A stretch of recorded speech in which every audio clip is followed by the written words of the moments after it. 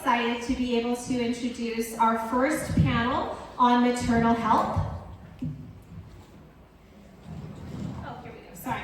I'd love to welcome to the stage Ebony White from Buffalo Health Equity, who will be moderating this panel, as well as Shannon, who from Calming Nature Doulas, and Darnelle Hillard from Melanated Moms. Please come on up to the stage.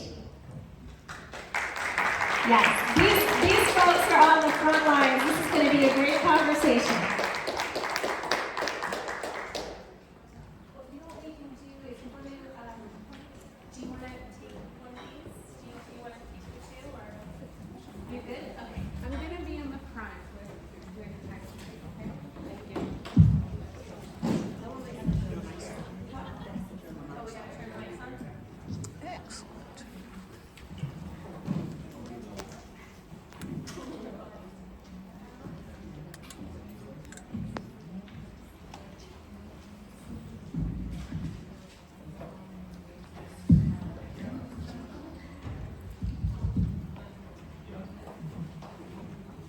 All right, good morning, everyone. Good morning. All right, so this is really going to be like a living room conversation. Some of it may be new, some of it may not be new to you.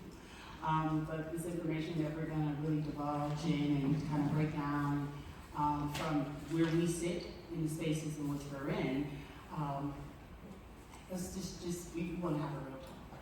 So first I wanted to introduce Shannon Johns, which she's introduced, and I'm going to ask her to tell everyone a little bit about herself and about her organization, and also Darnelle Hillard, correct? And he's from Melanated Moms and what their roles are in each of their organizations that's represented here. So, can you guys hear me okay? Okay, good morning, everybody. So, as I was introduced, my name is Shannon Johns. I am the owner and founder of Calming Nature Doula Service and Center here in Buffalo. It is a local doula organization. We work with families throughout Erie County, Niagara County, and pretty much anybody that comes to us for support. Our goal, our focus is really to have families really, give them the opportunity to have a really great birth experience.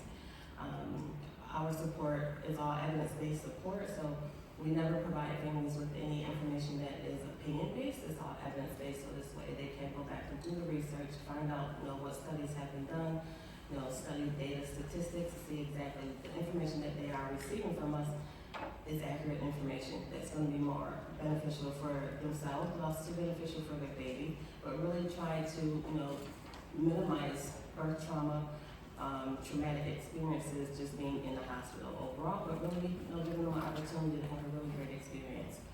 We work with families starting when they're pregnant.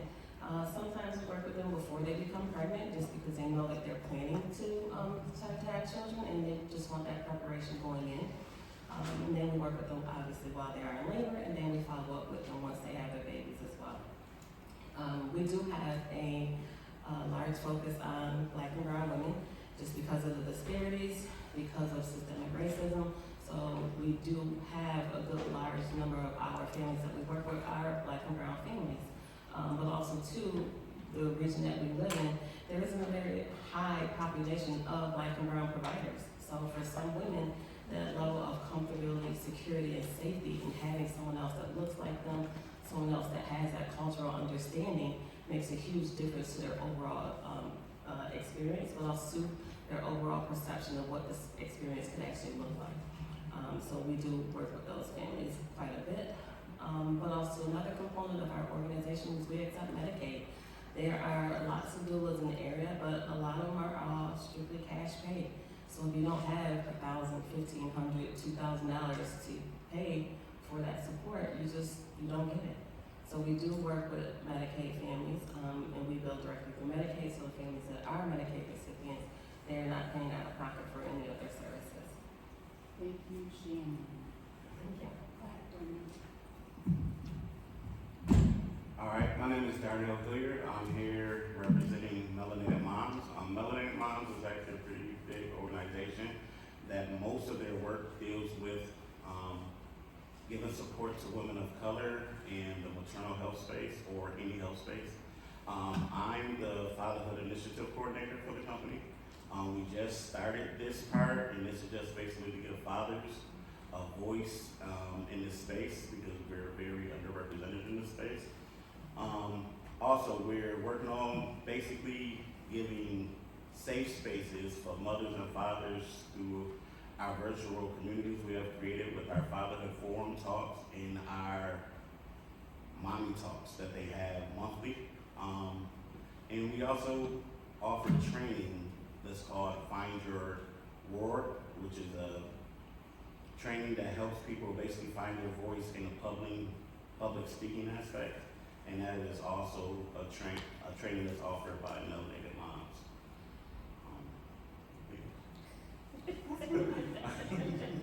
So, I think most of us that are in this work have experienced the system, right? So the maternal health system.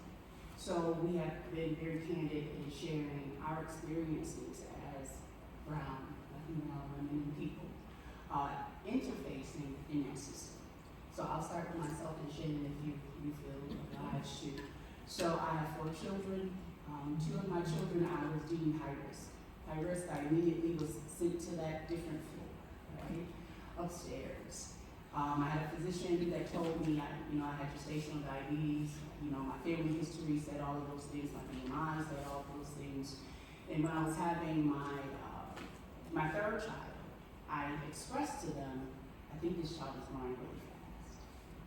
And they said to me, oh no, oh, you look wonderful. You're fine. I said, no, I'm struggling. Like I'm having a really hard time. And in that process, I kept feeling like I was speaking and I was not heard. And I'm like, okay, I put my clothes on, I comb my hair, I put my makeup on, but you won't hear me. Like I'm struggling. I don't think something is wrong. And they kept telling me, no, nothing's wrong. So I was scheduled to have a regular vaginal birth. While I'm in there, I was in labor for probably 16 hours. I knew my daughter was stuck. I was carrying a 10-pound baby. And I knew what all the bells and the whistles meant and indicated on the machine, and my nurse went out to have coffee and left me. And I said, my baby's heart rate is dropping. And I was pushing the buzzer. But in the process of going through and experiencing what I was experiencing, I still had to advocate, and then my advocation became rage. And then they said, oh my gosh, she's in rage. I'm like, no, I should not be dilated, and I got stuck at like 9 for like 8 hours. So for 8 hours, my child struggled. This was not my first rodeo. I knew that was that bump that I would feel like this time, but she was struggling. So I had to have an emergency cesarean. They threw my child on my chest, and I said, I can't hold her. I'm shaking. I had lost too much blood. And she insisted on throwing the child, my baby, on my chest. And I said, I can't hold her. I'm too weak. And I blacked out. These are things that I shared and continue to share, and I was advocating while no one would listen to me. My 4th child, again, high risk.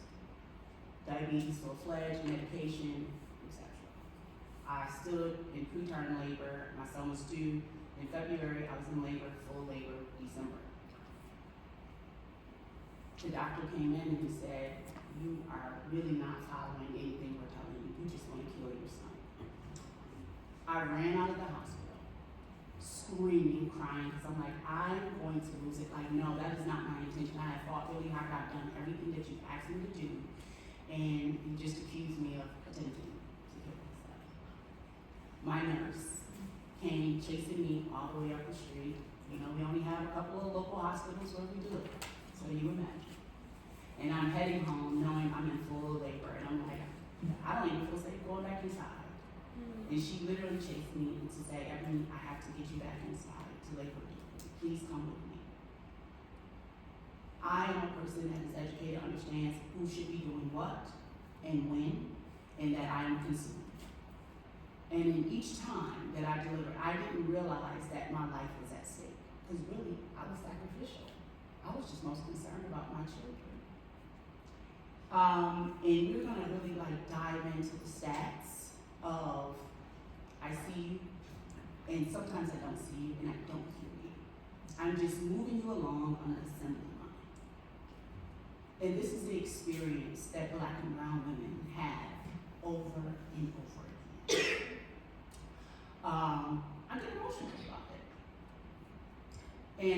emotional for others that are in that space and experience just not being heard. My pain is not my counterpart's pain.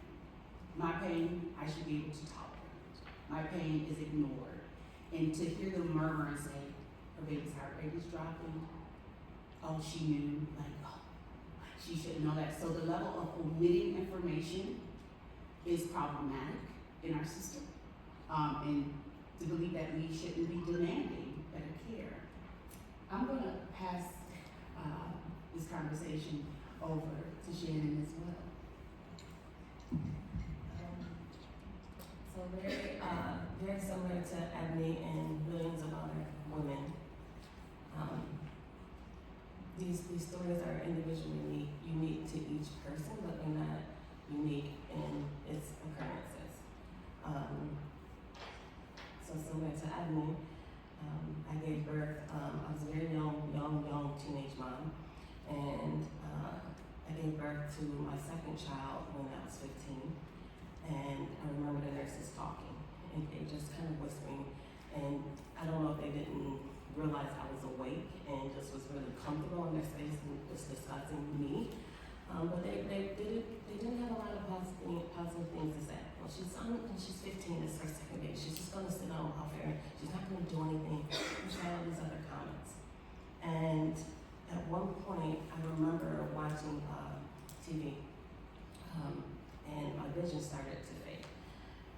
So I don't know if anybody's ever passed out before or lost that vision. How it starts off, you start to see black spots. So you'll see one black spot, then you'll see 2, then you'll see 4, then you see 10, and each one of these little black spots continue until it completely consumes your vision, and then you see nothing but blackness, darkness.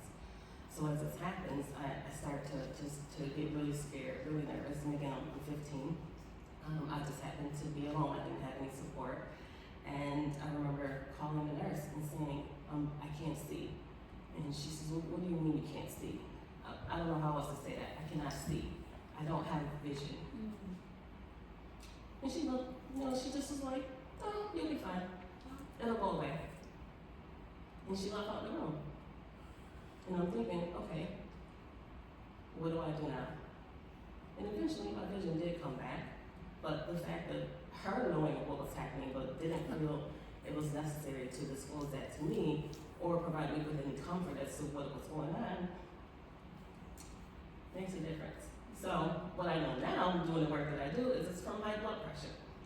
But at no point did I ever know that I had high blood pressure or was I actually ever treated for high blood pressure.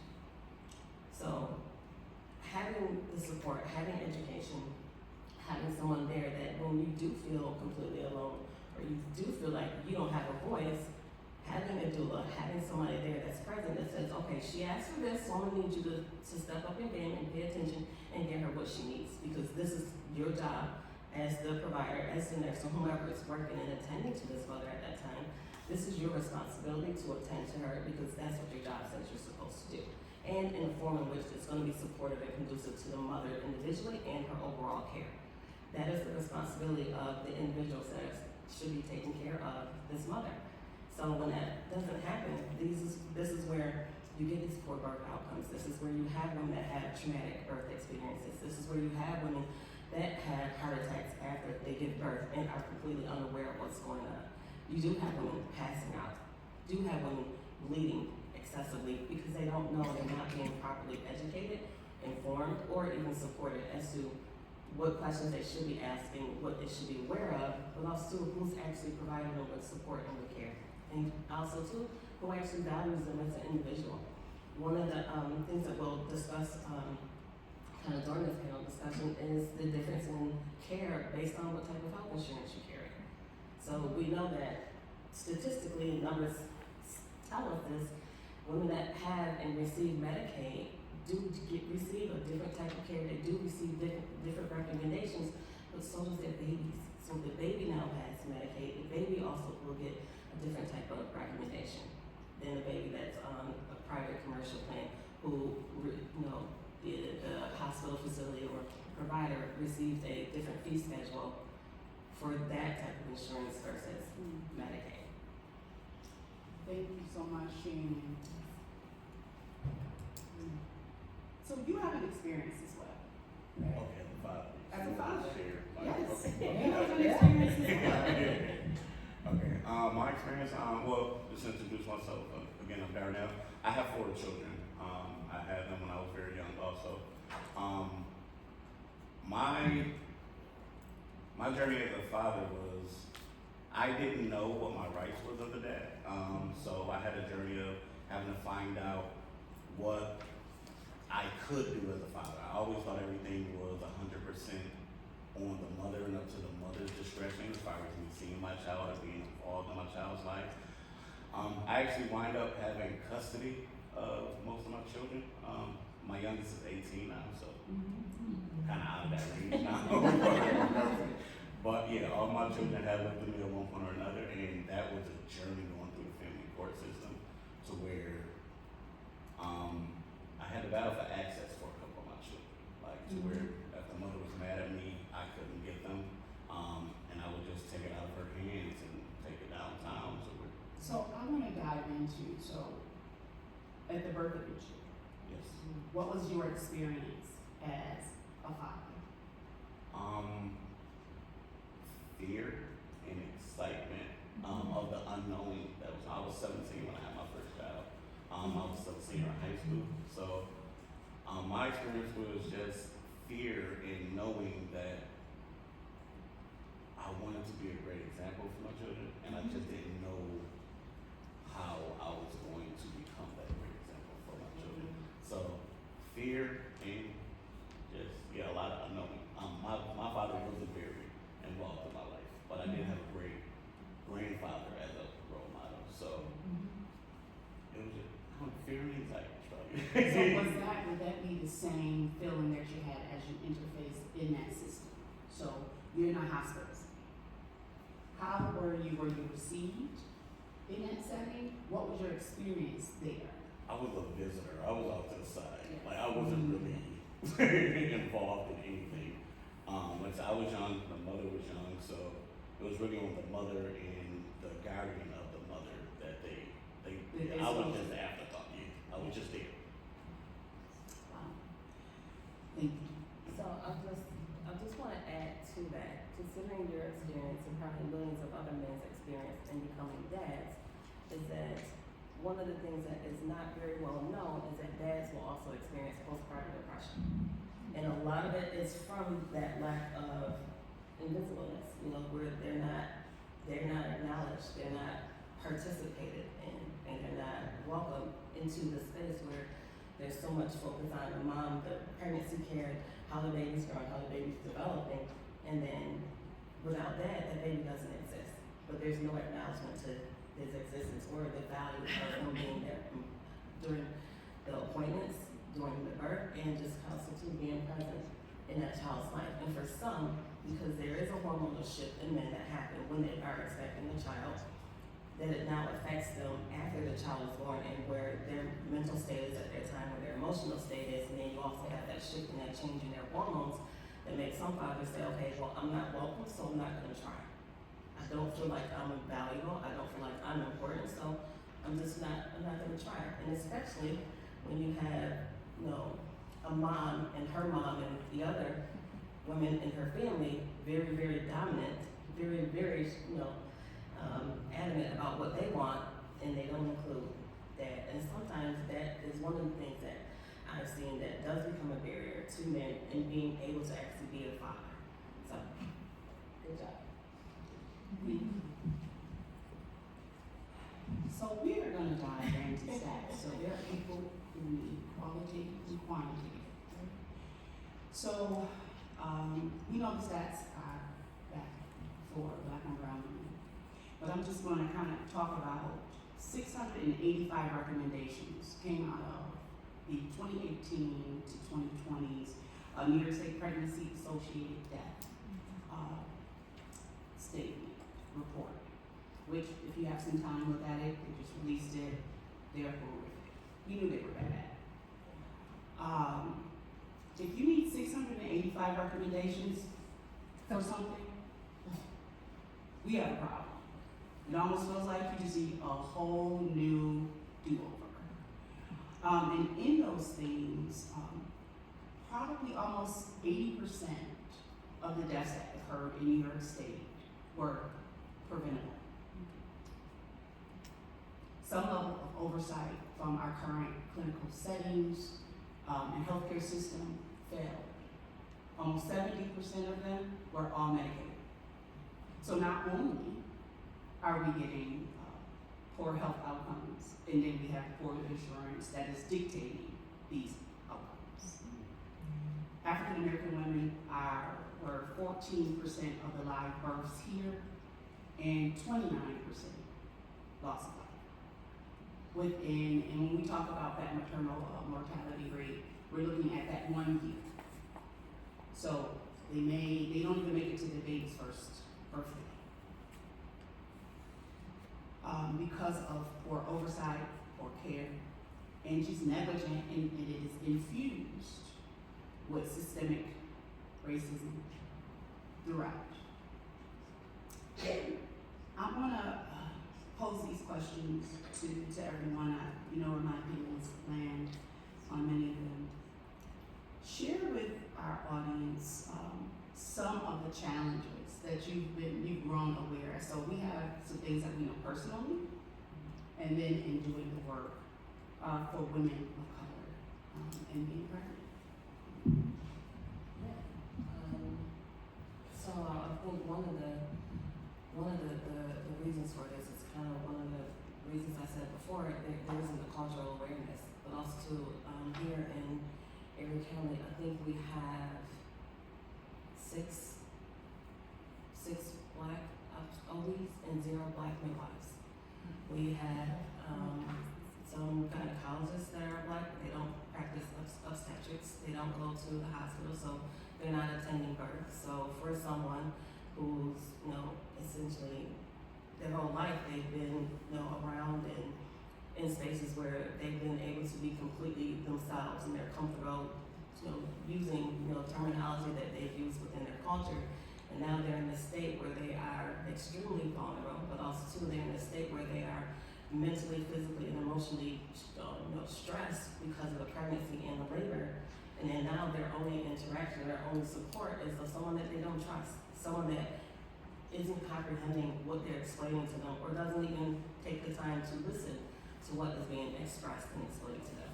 So then now you have this individual who's saying, hey, I don't feel good, I don't feel like I can breathe. And they look at their monitor, and the monitor says, oh, you got 98% oxygen level, you're fine. I know what the oxygen level says, however, I feel like I can't breathe. I feel pressure on my chest.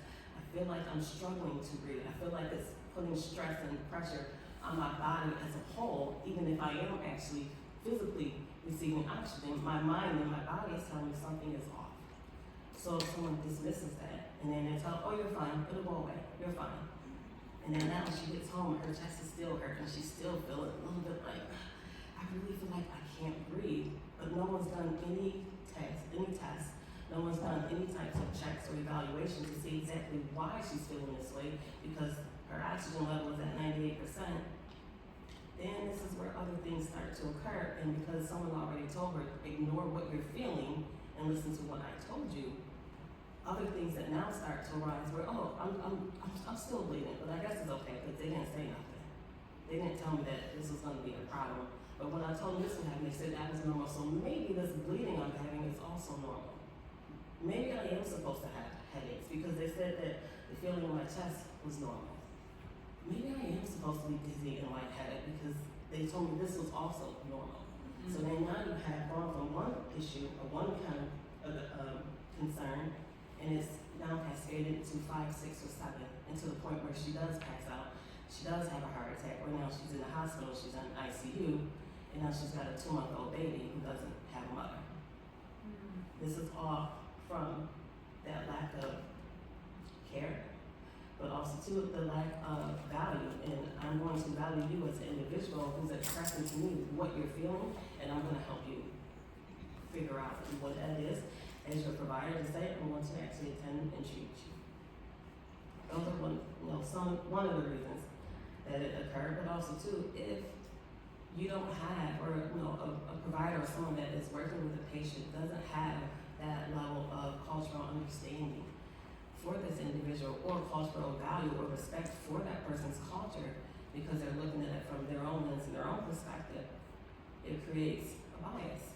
So if you have these biases that says, oh, this is how I look at it, this is my perspective, this is my viewpoint on it, and it's now become dismissive to their perspective, their viewpoint, their culture, it gets missed. It gets missed.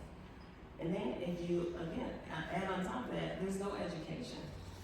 New York State did a study back in, I think, 2019, right before they did the initiation of the New York State Doula pilot program, or the Erie County pilot program, that said the average prenatal appointment in New York State lasted 8 minutes. 8 minutes. Please tell me, what can you accomplish and how much can you learn about someone in 8 minutes, once a month? How much education are you providing them? How much information are you truly giving to this individual to say, hey, while you're pregnant, these are the things to really be aware of. And at no fault of the provider, because they're following the system. They're following their tasks, they're following their guidelines that says, hey, you got 27 patients to see today and you have to do it within this amount of time. How do you do that? So it's a lot of pressure, it's a lot of, just responsibility, but also too, if they're not being properly guided, they can only educate people with the information they have based on what their opinion, their perception is, who this individual is. And again, sometimes everyone's biases come into play and they say, well, does this person look like they want any information? She doesn't care. Oh, this is her third baby, she doesn't need it. So it becomes very dismissive care for some, not all. So not providing them with quality information, but also proper education or guidance to say, okay, this is the information that's going to be supportive and conducive to your health of the pregnancy for this baby that you're carrying, not the previous babies. Each pregnancy is different, each experience is different. So if you're looking at the individual person and what's happening with this pregnancy based on this individual person versus this statistic, this number, this category, or this insurance, then it becomes much easier for you to actually treat and attend and take care of that person. Thank you, Shannon. Long answer, sorry. I'm going to pass it to you. So, for you as supporting the fathers, right? What amount of education are you pouring into them as they support the partners throughout pregnancy? Because there's a level of knowledge that you should know, and you should have a level of expectation. I think one of the things is sometimes there's no expectation. I get what they offer me. And then it's that power dominance that happens in these spaces that, well, I guess that's all I'm supposed to get, even though they leave here with question marks. So I spend most of my time supporting individuals as with navigation and community health worker roles. And people would walk out and have no clue of what follow-up or even what happened in, you say 8 minutes, sometimes it's 6, in that room. What are some things, some key elements that you work with the fathers on to ensure that they are as supportive as they can be throughout the pregnancy? Okay. Just want to start by saying we're actually just starting this program, so I don't have a lot of experience to say what we've done already. But our goal is to, through our Father Forum, is to ask what do they feel like they need help in, and we can establish our services based on what the fathers are seeing they need help with. Also, I know my ignorance of the father, like I said, not knowing my rights, not knowing what I was capable. I feel like I'm going to share my personal experiences with them, and most of the rest of us want to learn together with the fathers. And then we're going to establish support based on what they share with us in those father shares. I would like to add just quickly to the last point is that when we are working with our families, we do ask them, if you have a healthy relationship with the father and you feel safe with the father has to come to all of your appointments. He has to show up to all your appointments. If you come in person, fantastic. If he can just sit on the phone and listen, we're okay with that. If he joins us on FaceTime, if he's on the Zoom, whatever it may be, as long as he's present, so this way he understands his value and his importance, of his role in this child's life, but also too, the importance of him receiving the same information and being, valued as a parent. It's really important. It's important to their development, their awareness, but also to their role in the relationship they're gonna have with this child moving forward as the child grows. So having that awareness and understanding, and when we have families that are in, really good, comfortable, committed relationships, understanding what are the things that you can actually do to help your girlfriend, to help your wife actually have a better labor experience by being involved in the actual birth, being involved in helping her with position changes, movements, encouraging her, and kind of walking with her through the entire labor journey itself. But if they don't know that that's okay, or they don't know that that's an option, they just kind of stand back.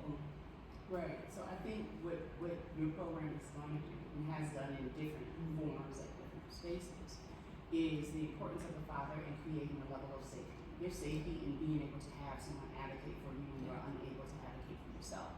And as I shared, even as being as the end user, experiencing all of the negative things that was being said, all of the blatant ignoring all of the warning signs, I needed someone to advocate, but it was almost like someone had to give you your power. But here's the thing, it is yours, right? So we operate under this permissible, like they have to allow me to say and feel and express and be present when the power is yours. So from a standpoint of advocacy, it's always been yours. We have just entrusted a system that has failed us this way.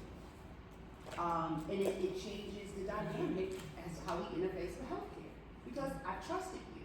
I trusted you to care for me. I trusted everything that you said to me was accurate and true.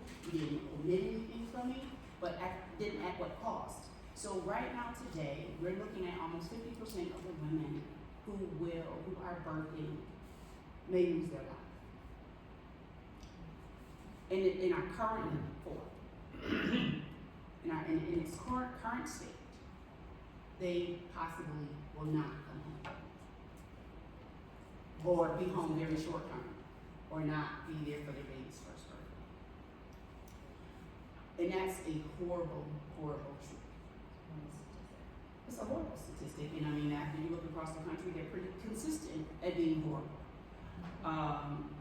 And I think, I will say, I appreciated the fact that the New York State report indicated factual.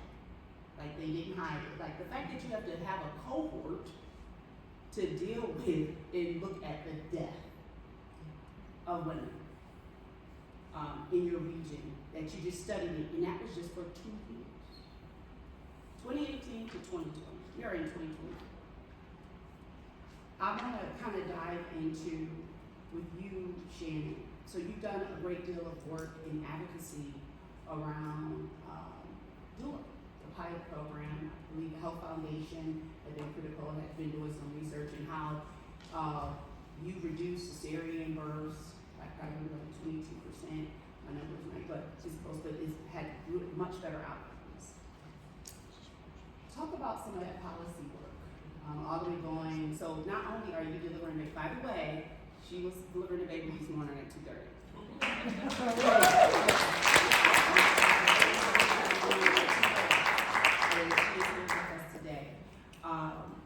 Today. That work has to go. It has to go on a continuum. Like you want to, even as a boots on the ground, doing everything that you can do. Talk about and share with the audience some of the work that you're doing in regards to the policy changing the reimbursement rate for doula services. So in 2018, New York State, like I said, they did a lot of listening sessions all across the state, but also too, they looked at all the numbers and said, why is this so bad? What are we doing that is making these numbers look so poor, especially as compared to every other industrialized country in the world? Why are our numbers so low and so bad? And they went out, did the listening sessions, said, tell me about your experience. How do you think your birth went? How do you think your labor experience went? And the moms expressed, one doctor was mad because I was bleeding and they got blood on their shoes, so the doctor got mad. Just as an example. So they heard a a number of different kind of stories from individuals expressing all these things. So New York State said, well, what actually make these outcomes better? And one of the things that they finally kind of looked at and really recognized was having a doula present during the labor, the birth, during that postpartum period, and also supporting women that choose to breastfeed. The numbers actually look better. So this is why at the time they created the Maternal Health Task Force and put the pilot program together for doula support for women. And what they saw is that women actually do a lot better when they have a doula present, especially when they have a really quality, really well educated doula that's there supporting them, guiding them, giving them information, but also too empowering them to advocate, to ask questions. Because a lot of times, providers go, some will just go according to their routine. Whatever their routine is, whatever they've done for the past 10, 20, 30, 40, 50 years, they just continue on with it. Whether there's new recommendations that are recommended, sometimes they're followed, sometimes not. But having and knowing that you have a provider that may be working on that pathway of just routine, they're not looking at the individual. So having a doula present and having a doula work with mom during pregnancy to say, hey, all right, tell me what's going to be important to you. Tell us what's going to be the most valuable part of this experience to you. Some, I don't want to get a C-section. I want to avoid getting an epidural. Others, I just don't want to die. I don't want my baby to die. So depending on what that is, it really kind of creates how we attend to and treat them during the pregnancy, but also to prepare for the labor and the postpartum period. So when they got some of the numbers back after the pilot program started, they realized women had better births. They didn't have as many C-sections. They weren't induced as much. They had higher rates of breastfeeding. They had higher rates of having a really enjoyable birth experience. And labor can be enjoyable. Labor does not have to be excruciating, traumatic, torture the entire time. But if you don't know that, you don't have the education, you don't have that know-how to say, how do I make this actually a really this beautiful day, you do go through life preparing for this day of torture just to give birth. Yes. Use the word doula. What is that? So a doula is an individual who is trained to physically, emotionally, and informationally support a family during pregnancy in preparation for labor and for birth. So we're not clinical providers, so we don't go to medical school. We're not nurses, not by trade. Some nurses also do become doulas, but we're not clinical providers. So we provide education or evidence-based information, education, and really prepare women for, ideally, a physiologic birth experience. The body knows how to grow the baby. The body knows how to birth the baby. But if you're missing what the body is communicating to you, or if the body is giving you information that says, hey, we need some other support, that's kind of where the doula comes in and says, this is how you do that. Now, and the doula program is where? Is New York wide or just Buffalo? So doulas are available in every city, almost everywhere, all throughout the country. It's just that now here in New York State, prior to March 1st of this year, it was only covered under Medicaid for Erie County. But now as of March 1st, they have just changed it that everybody throughout the entire state is able to receive doula services through Medicaid. Because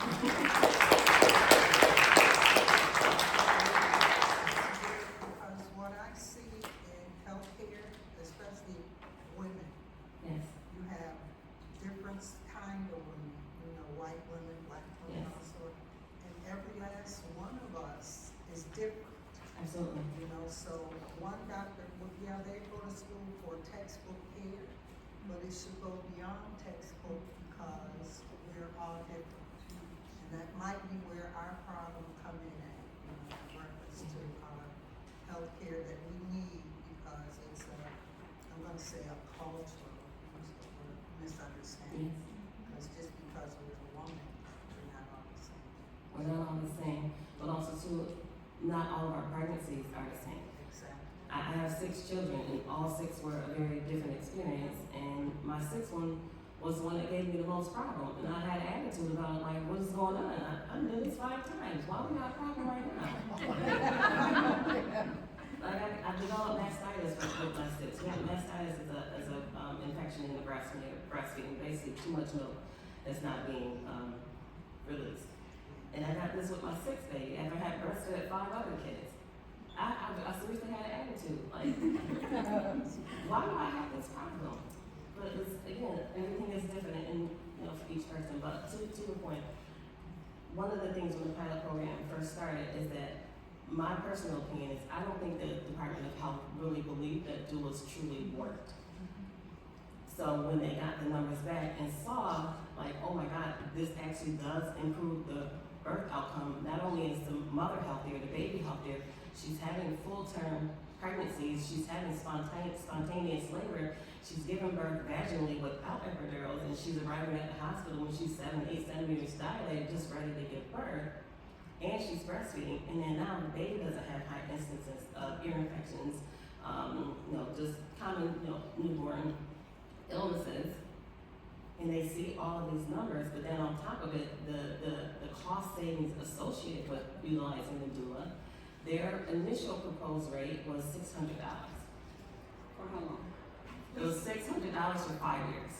So it was $600 based upon the care that we gave. So initially, every time we met with the mother, they would pay us $30.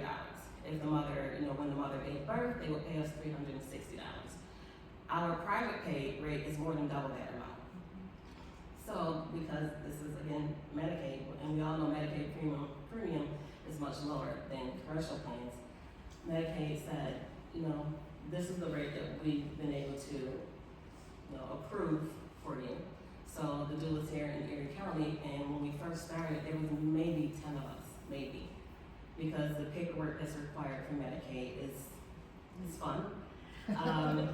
The responsibilities and the requirements of it is a lot, and a lot of the doulas, when it came, kind of proposed, and the state said, Shannon, can you actually do the rollout? And I said, well, yeah, I can do it.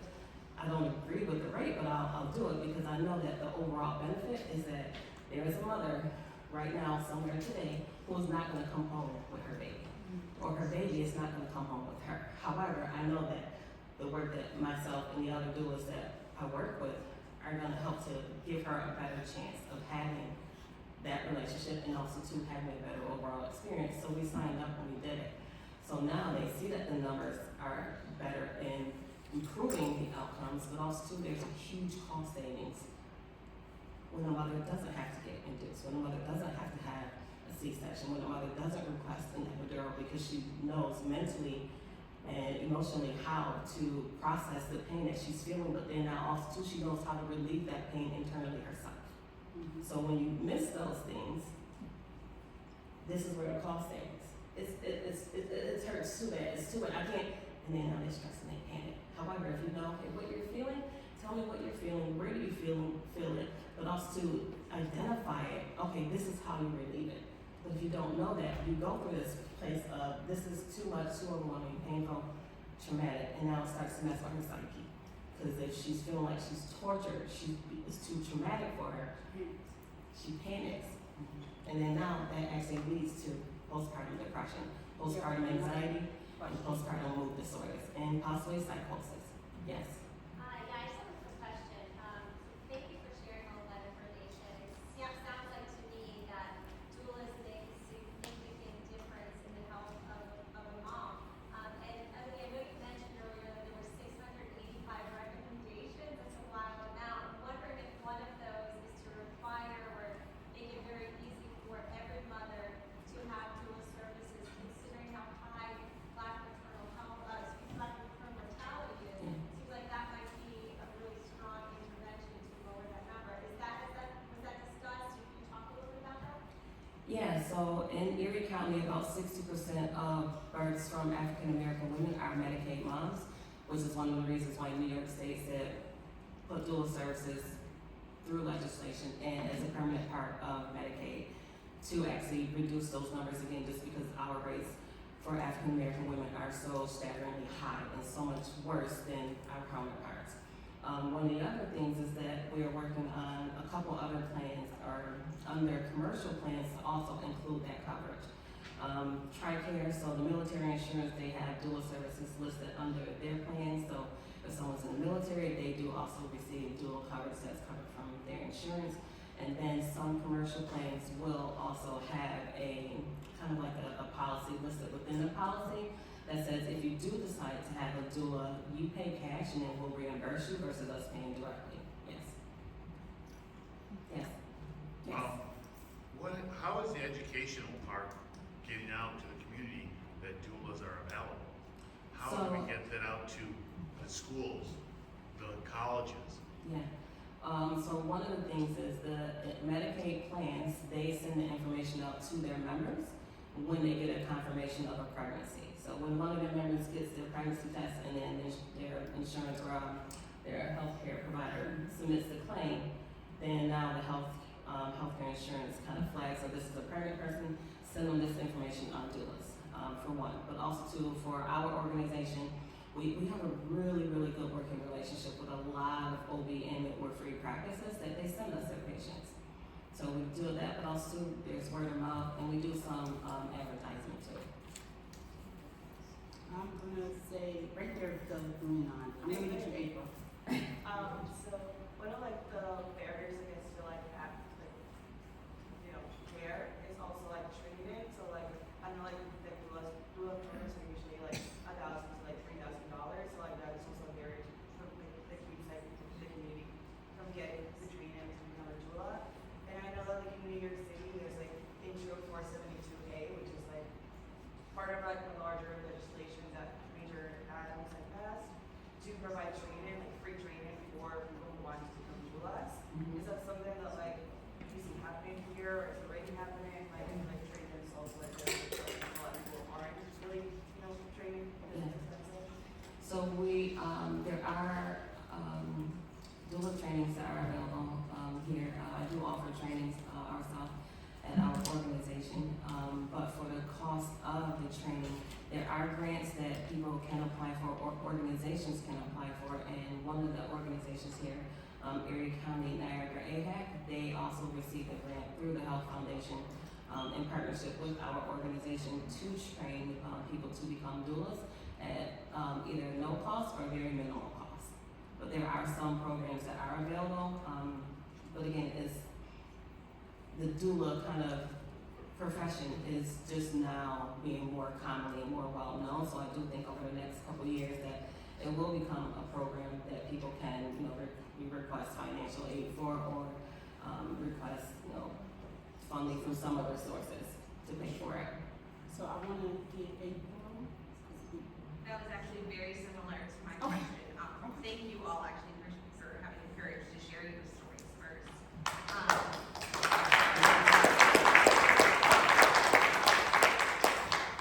Yes, it was along the lines of that training, because you said these are evidence-based practices, and the outcomes improve whenever you have high quality doulas working with our mothers and their families.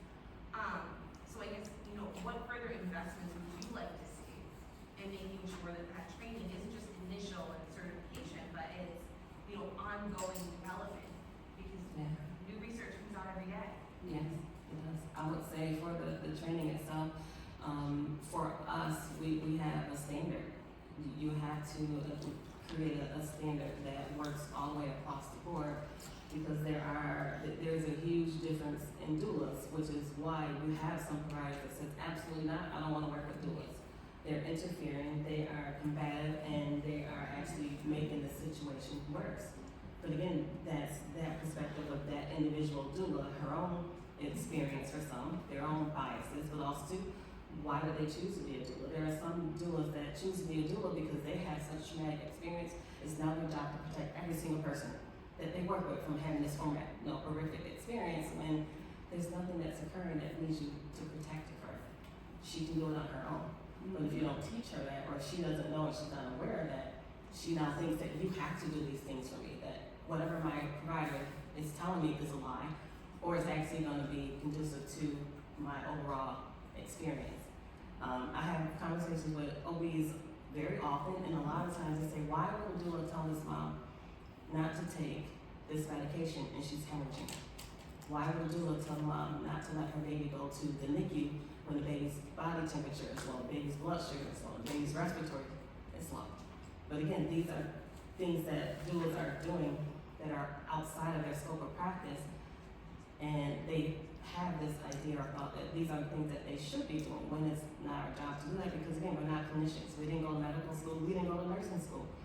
There's a reason that there is an OB there. There is a reason that there is a midwife. There is a reason that the nurse is there.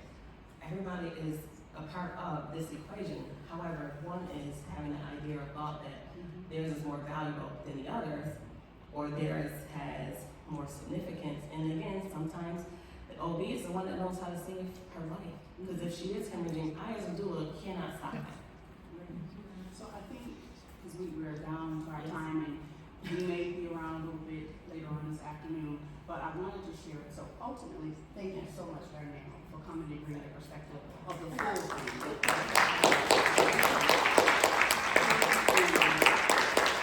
what we are proposing and we want to amplify is we have had the acceptance of community health workers working in the social care network and meeting the immediate needs and education, basic education to help our moms in our region get to 40 weeks, make sure baby goes to all their primary care appointments, because those are things that are valuable from an insurer standpoint, right? I don't want to spend that much money. But what we also have is the importance of clinicians and doulas and how it's critical that as an interdisciplinary team, we can have a better outcome. Yeah. So when I'm talking about outcomes, those outcomes are lives. They can live. Mom can live past, that baby's first birthday. Mom can address any of those pre-existing diseases and they are not ignored. So these are crucial parts, and I'm just so glad that you all took the time on this Saturday morning to be with us, and you too will help us amplify that why doulas and maternal health is important and critical to us as a public. Thank you so much.